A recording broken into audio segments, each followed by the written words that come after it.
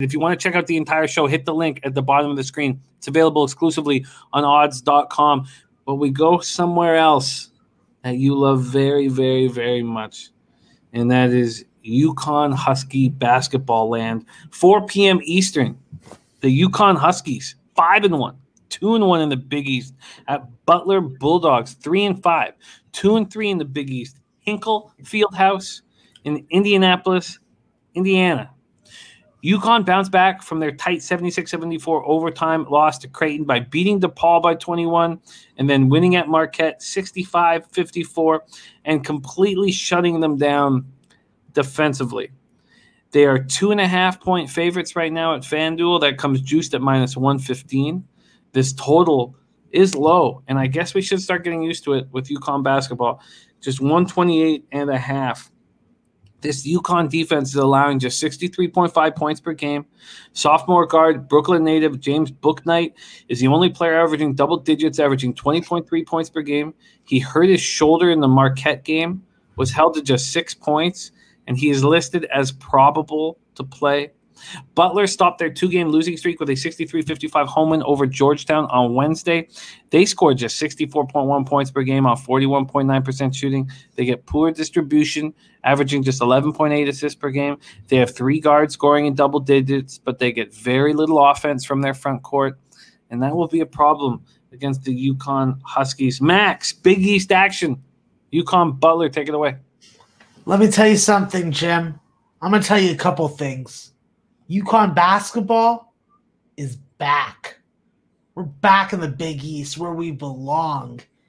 And we're ready to throttle people in their own buildings when they don't have the comfort of their student section crazies. And Butler, they're the next on the hit list. We're going in tomorrow, and we're getting some Bulldog ass. Okay? Let me tell you something, Jim. Even if Book's shoulder isn't feeling too good, he's a soldier. He's going to lace it up. He's going to take it to the rim. He's going to do what he always does, which is attract double teams, play right through their freaking sorry cuck asses, and he's going to score buckets for UConn basketball. When I look at this Butler team, they are definitely going to be aided by the return of Aaron Thompson. That is without a doubt. Chuck Harris has done a fantastic job in his absence, so it'll be interesting to see how that dynamic is affected. I think in the front court, this is where UConn's going to have their biggest advantage. When you look at UConn, Isaiah Whaley is an offensive rebound machine. Josh Carlton has found his offensive stroke, and defensively, he's a stalwart. You know, he's a very good rim protector. I think when you talk about rebounding with this team, there's so many goddamn options. You have Tyrese Martin, the Rhode Island transfer, who is capable of putting up 15, 20 points any night that he is given the go. If Coach Hurley says, hey, Tyrese, go get me 20, I can tell you he's going to go get you 20 and 8. I'm a big fan of this UConn team. They're strong. They're physical. You can't muscle them around. And they just showed a fantastic quality. They never give up. They don't give a crap.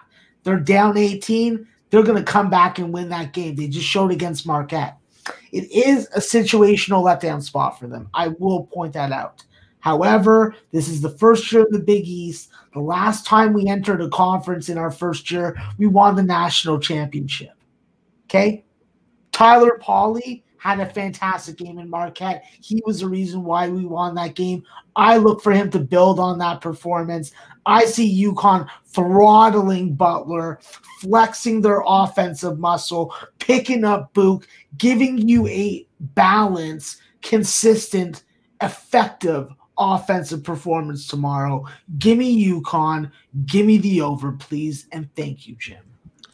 UConn Huskies -2.5 at -110. That is available at Circa.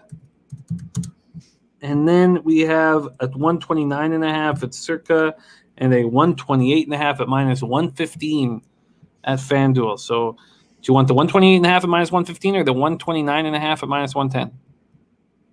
Yeah, I'll take the 128.5 just because the point difference. So All right, 128.5 at -115 available at FanDuel, and that puts a bow on Max's first Saturday card for odds.com.